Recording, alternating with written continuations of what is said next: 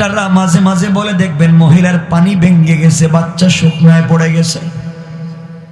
যে কোনো একজনকে বাঁচানো যাবে, দুজনকে বাঁচানো যাবে না। মায়ের যখন পানি ভেঙে গিয়েছে, মা মনে হয় বাঁচবে না, এমন সময় আল্লাহ দুইজন ফেরেশতা পাঠাইয়া দেয়, যা রে যা যা,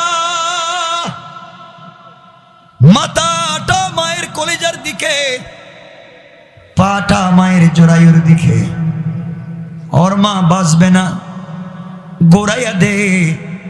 ফেরেশতা এসে যখন নাস্তে করে গোড়াইয়া দে, মাথাটাকে মায়ের জরায়ুর মুখের দিকে করে দে, পাটাকে যখন মায়ের বুকের দিকে করে দে, সন্তান তনিব খারাপ এমন সময় সজুরে পা দিয়া যখন মায়ের কলিজায় আঘাত করে, সাথে সাথে মায়ের ব্লিডিং শুরু হয়ে যায়।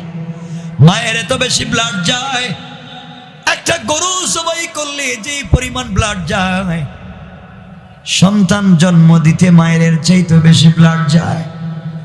মা সবার কাছ থেকে বিদায় নেয়, বাড়ির সবার কাছ থেকে বিদায় নিয়ে বলে দাও, বিদায় দিয়ে দাও, কতদিন না তোমাদের সাথে চলছি, মনে হয় আর বাঁচবো না, তোমরা আমাকে মাফ করে দিও।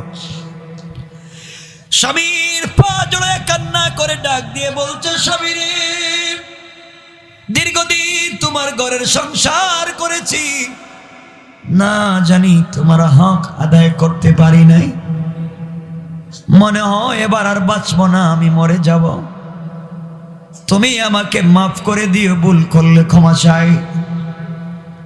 সবার কাছ থেকে বিদায় নিয়া মা একটা পুরাতন কাপড় পরে যখন অপারেশন থিয়েটারে চলে যায়, হসপিটাল ক্লিনিকে চলে যায়, যখন মাকে ওটিতে নিয়ে যাওয়া হয়, এমন সময় ছোট্ট ছোট্ট বাচ্চারা মায়ের পিছনে পিছনে যায় আর কান্না করে ডাক দিয়ে বলে, মা তুমি যদি ফিরে না আসো, কার গলা জড়াইয়া মা ঘুমাবো, কে আমাদেরকে নিজের হাতে খাওয়াবে? মা রে কেউ যে নাই। মা ডেকে ডেকে বলে, বাবারে, কপাল যদি ভালো হয় সেই মায়ের মুখ দেখবে, কপাল যদি ভালো না হয় জন্মের মতো মাকে বিদায় দিয়ে দে। আল্লাহ রাব্বুল ইজ্জত ওয়াল জালাল বললেন, গোলাম তুমি জানো না তোমাকে আল্লাহ কেমনে তৈরি করেছেন? আজ তুমি ভুলে গিয়েছো আল্লাহ কেমনে দুনিয়ার জমিনে তোমাকে নিয়ে এসেছেন। সব দুনিয়া এসে আল্লাহকে বলে যায়।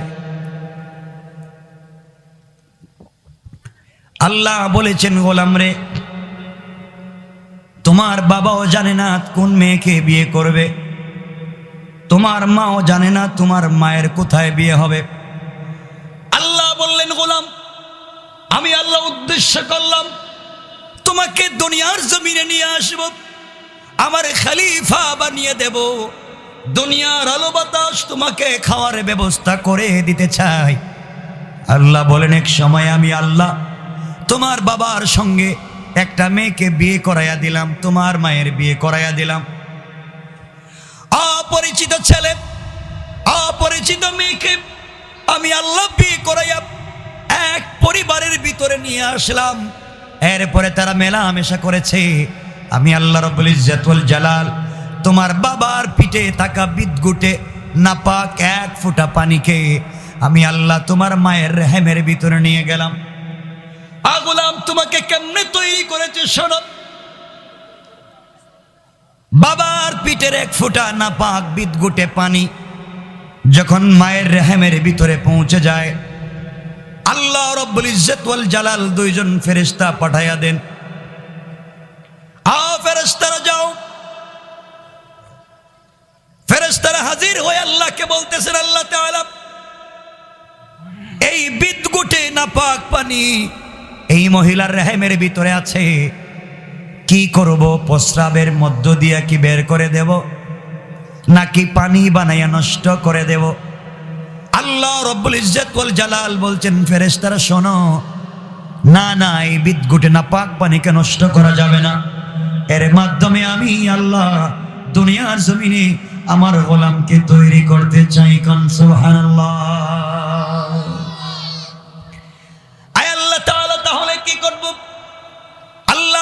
শোনো রে, এই বিদঘুটে নাপাক পানিকে তোমরা একটু রক্ত বানাও, নাপাক পানি থেকে রক্ত বানাও। ফেরেশতারা প্রক্রিয়ার মাধ্যমে মায়ের রেহেমের ভিতরে থাকা নাপাক পানিকে রক্ত বানালেন। এবার আল্লাহ বলছেন চলে আসো, তোমাদের কাজ শেষ হয়ে গিয়েছে। আল্লাহ আরো দুইজন ফেরেশতা পাঠাইয়া দেয়। ওরা গিয়ে দেখে মায়ের রেহেমের ভিতরে নাপাক এক ফোঁটা রক্ত। আয় আল্লাহ তাআলা, এই রক্ত কি করব, কেন পাঠিয়ে দিয়েছো? আল্লাহ তাআলা রক্তটাকে কি নষ্ট করে দেব? আল্লাহ ডেকে ডেকে বলছেন না রে, নষ্ট করা যাবে না। এই নাপাক এক ফোঁটা রক্তটাকে তোমরা রক্তপিণ্ড বানাইয়া দাও, শক্ত করে দাও। এই দুইজন ফেরেশতা এই রক্তকে রক্তপিণ্ড বানায়। আয় আল্লাহ, এবার কি করব? আল্লাহ বলছেন তোমাদের কাজ শেষ হয়েছে। মাও জানে না কি হয়েছে। এতদিন মায়ের প্রত্যেক মাসে মাসিক হতো, হঠাৎ করে মাসের মাসিক বন্ধ হয়েছে, ঋতুস্রাব বন্ধ হয়ে গিয়েছে। কি হয়েছে মাও ঠিক মতো জানে না, তার পেটে কি হচ্ছে কেউ জানে না। আল্লাহ বলেন রক্তপিণ্ড বানাইয়া দাও। রক্তপিণ্ড বানিয়ে দেওয়া হয়েছে। ফেরেশতাদের কাজ শেষ, তারা চলে গেলেন। এবার আল্লাহ আরো দুইজন ফেরেশতা পাঠিয়ে দিলেন, যাও। দুইজন ফেরেশতা এসে দেখলেন রক্তপিণ্ড আছে। আল্লাহ তাআলা এক টুকরা রক্তপিণ্ড কি করব? আল্লাহ রাব্বুল ইজ্জত ওয়াল জালাল বলেছেন, যারে ও ফেরেশতারা তোমরা রক্তপিণ্ডকে তোমরা হাড্ডি বানাও। কি বানাও? তোমরা হাড্ডি বানাও। দুইজন ফেরেশতা মিলে এই রক্তপিণ্ডকে হাড্ডি যখন বানিয়ে দিয়েছে, আল্লাহ রাব্বুল ইজ্জত ওয়াল জালাল বলেছেন চলে আসো, তোমাদের কাজ শেষ হয়ে গিয়েছে, ওখানে তোমাদের আর কোনো কাজ নাই। দুইজন ফেরেশতা চলে আসলেন। আল্লাহ এবার আরো দুইজন ফেরেশতাকে বানাই, যাও।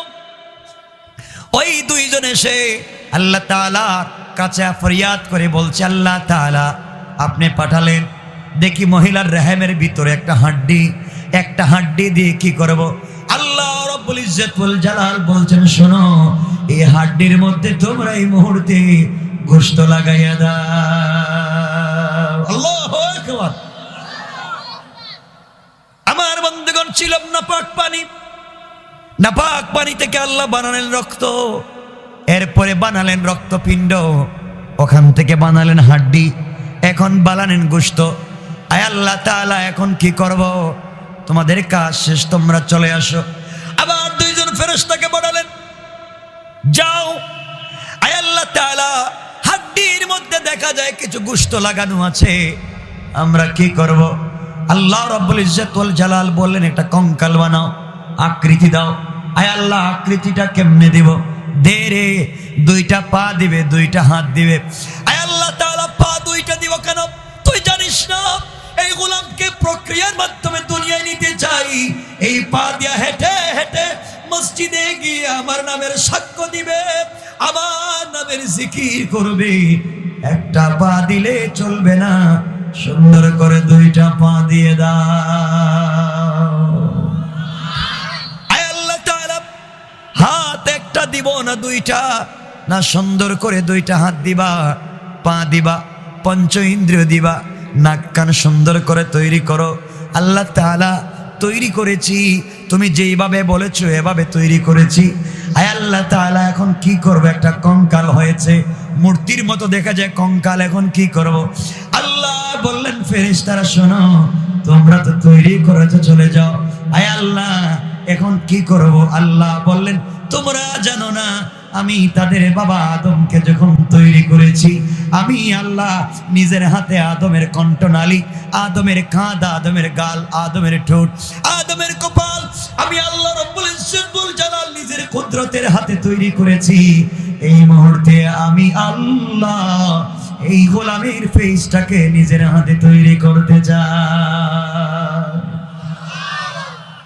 ফেরেশতারা বলছে, আল্লাহ তাআলা এত কিছু আপনি বানান, কোন বলে হয়ে যায়? আরে গোলামকে কেন নিজের হাত দিয়ে বানাতে গেলেন? সুন্দর করে স্ট্রাকচার তৈরি হলো। এবার ফেরেশতারা বলছে, আল্লাহ তাআলা এই মৃত কঙ্কাল দিয়ে কি করবেন? আল্লাহ বললেন, শোনো রে শোনো, তোমাদের কাজ শেষ হয়েছে। এই মুহূর্তের ভিতরে রূহ দেওয়ার জিম্মাদার স্বয়ং আমি আল্লাহ। মায়ের পেটের ভিতরে সন্তান যখন রূহ পেয়ে যায়, আল্লাহ যখন রূহ দিয়া দেন, জীবন দিয়া দেন, হায়াত দিয়া দেয়, পেটের ভিতরে সন্তান নড়াচড়া করে। মা তার স্বামীকে বলে, শুনছ, মনে হয় সন্তান হবে আমার পেটে, কে যেন নড়াচড়া করে। ছেলে হবে না মেয়ে হবে কেউ জানে না, আল্লাহ বলছেন আমি জানি আমি কি দিতেছি। মা জানে না তার সন্তানের কি অবস্থা, বাবা জানে না তার সন্তানের কি অবস্থা। তোমাকে আমাকে আল্লাহ রব্বুল ইজ্জত ওয়াল জালাল মায়ের পেটের ভিতরে বড় করতে যাচ্ছেন। 2-3 দিন না, 1, 2, 3, 4, 5 মাস হয়ে গেল। ফেরেশতারা বলছেন, আল্লাহ তাআলা এখন তো খাবারের প্রয়োজন, খাবার কোত্থেকে দিবেন? পৃথিবীর কোন মেডিকেল থেকে খাবার দিবেন, কোন ফ্যাক্টরি থেকে খাবার দিবেন? আল্লাহ বলছেন, না রে না, দুনিয়ার কোন স্পেশাল ফ্যাক্টরি থেকে খাবার দিব না। আমি আল্লাহ রব্বুল ইজ্জত ওয়াল জালাল এই মুহূর্তে মায়ের নাভির সঙ্গে একটা তার দিয়ে সন্তানের নাভির সঙ্গে জয়েন করে দেব, একটা লাইনের ব্যবস্থা করে দেব। আর মায়ের খাবারের মাধ্যমে আমি আল্লাহ পেটের ভিতরের সন্তানের খাবারের ব্যবস্থা করে দিতে চাই। ফেরেশতারা বলছে, আল্লাহ তাআলা জবান দিয়েছ, মুখ দিয়েছ, মুখ দিয়ে তুমি খাবার দিতে চাও না কেন? আল্লাহ বলছেন, জানিস না, মায়ের মাসিক বন্ধ করেছি, সন্তানের খাবারের ব্যবস্থা করেছি। আমি আল্লাহ মুখ দিয়ে যদি দিই, মুখটা নাপাক হয়ে যাবে, এই মুখটা নাপাক হয়ে যাবে। আমি আল্লাহ মুখটাকে পাক রাখতে চাই। পাক জবান দিয়ে দুনিয়ার জমিনে গোলাম আমি আল্লাহকে আল্লাহ বলে যখন ডাক দিবে, আমি আল্লাহ কুদরতের কলিজা ঠান্ডা হয়ে যাবে। এই জন্যে আমার গোলামের জবানকে অপবিত্র হতে দেই না। বাইরে আল্লাহ তোমার জবানকে অপবিত্র করতে দিলেন না, মায়ের নাভির সঙ্গে তোমার নাভিতে জয়েন করে আল্লাহ খাওয়াইয়া দিলেন।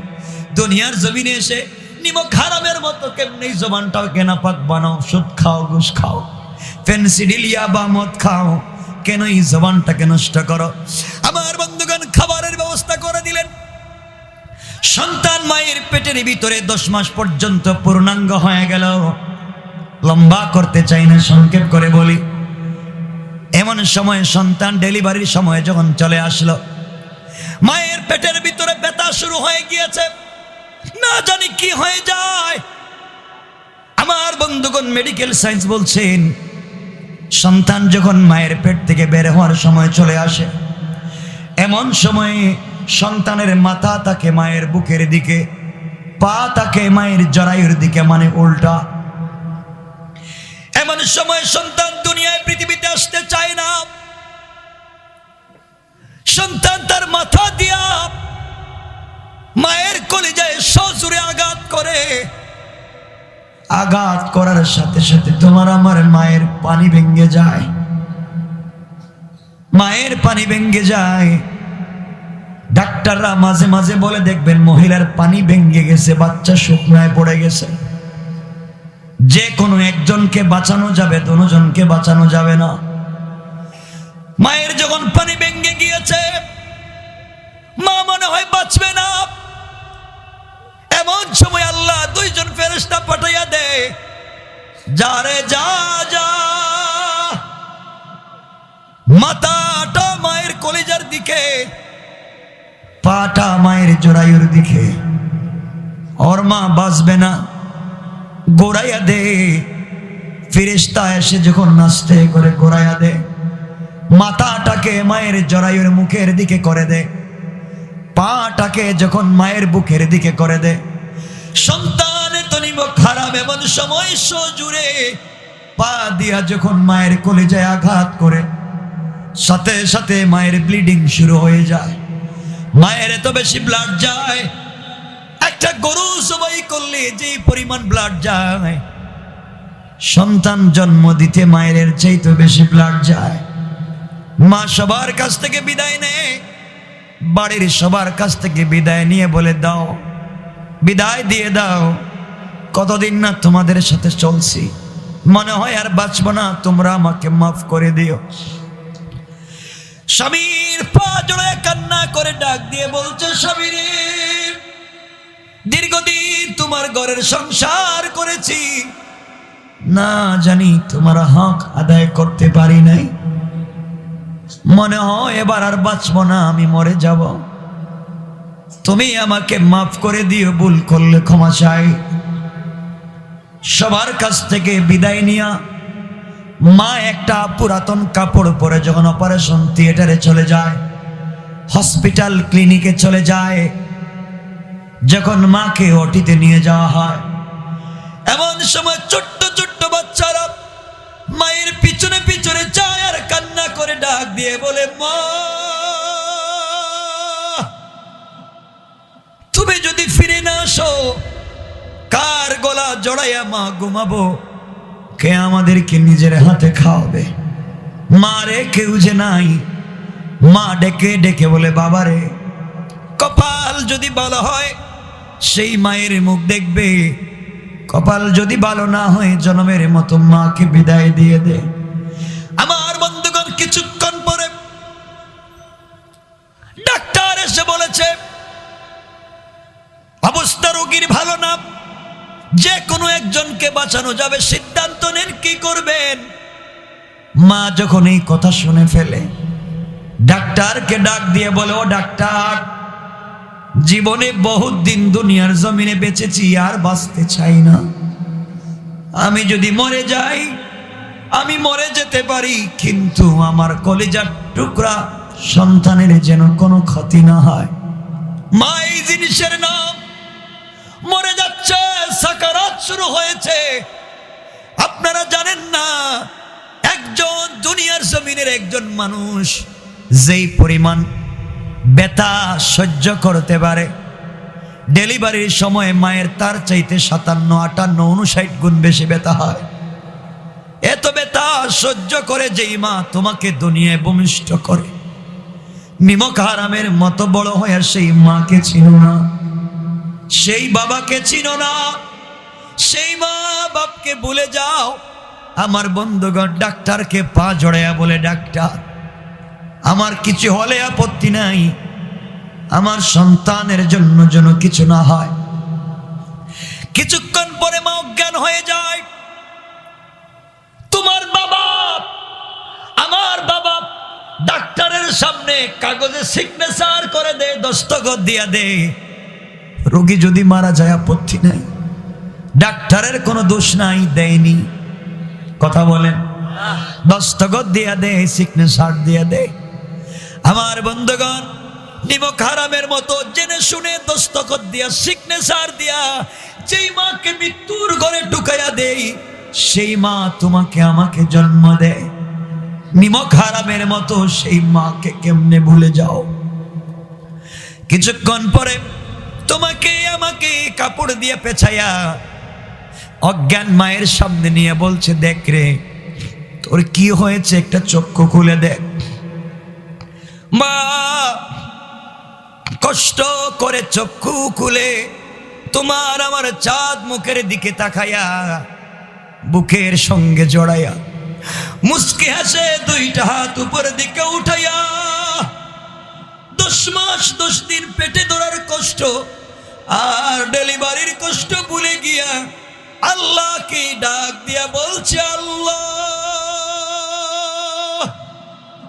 তুমি আমার হায়াত নিয়া হলেও আমার সন্তানের হায়াত বাড়াইয়া দাও, তাকে তুমি বড় করো।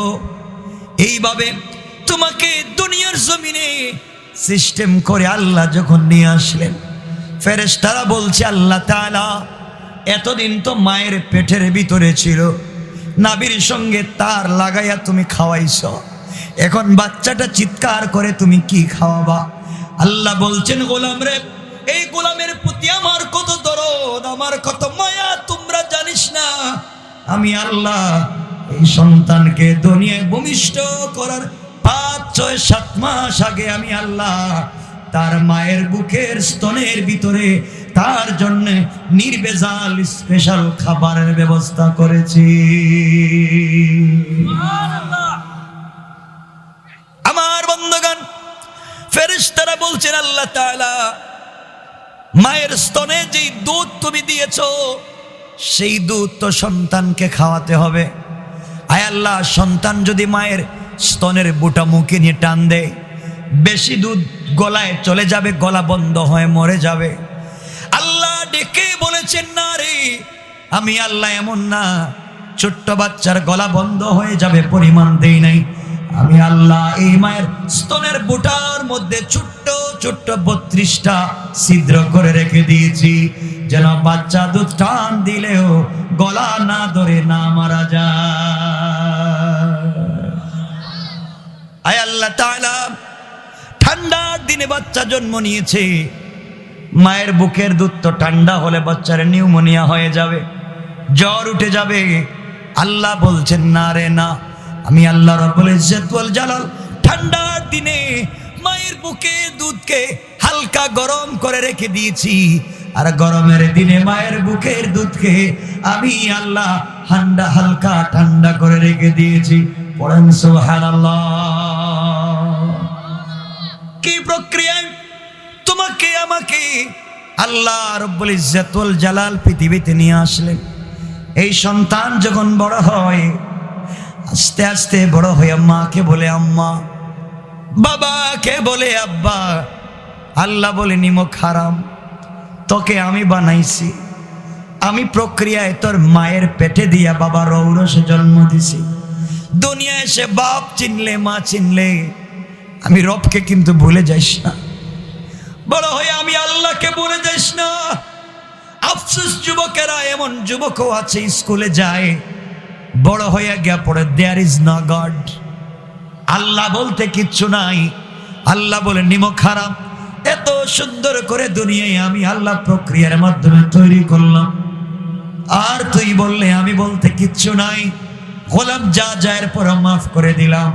বড় হইয়া ইন্তেকালের এক মুহূর্ত আগে যদি আমি আল্লাহর পায়ে সেজদায় পড়ে তওবা করিস, আমি আল্লাহ কথা দিলাম রে গোলাম, তোর গুনাহ যদি আসমান আর জমিন পর্যন্ত ভরে যায়, তোর গুনাহ যদি দুনিয়ার পূর্ব থেকে পশ্চিম, উত্তর থেকে দক্ষিণ গোটা দুনিয়া ভরে যায়, আর তওবা করার নিয়তে তওবা করে আমি আল্লাহর কাছে ক্ষমা চাও, আমি আল্লাহ তোমার গোটা জিন্দেগীর গুনাহগুলোকে মাফ করে জান্নাতি বলে ফয়সালা করে দিতে আমি আল্লাহ 1 মিনিটও দেরি হবে না। পড়েন সুবহানাল্লাহ।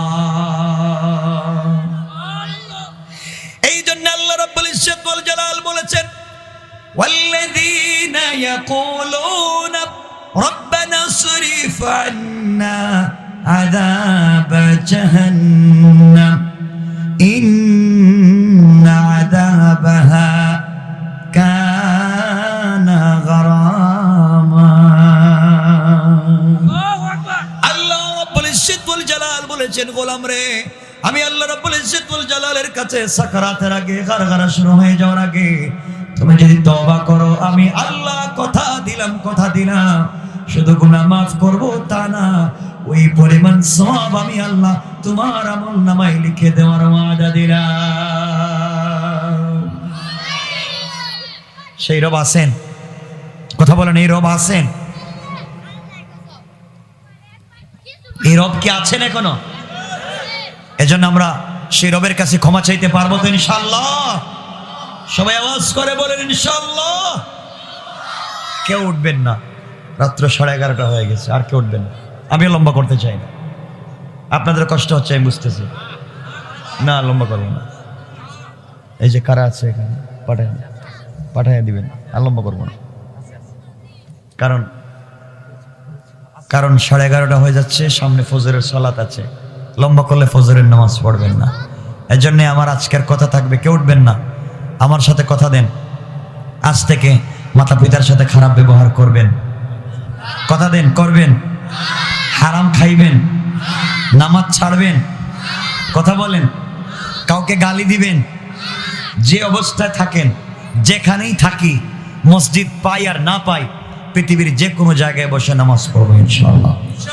কথা বলেন ইনশাআল্লাহ। আল্লাহ আমাদের সবাইকে কবুল করুন।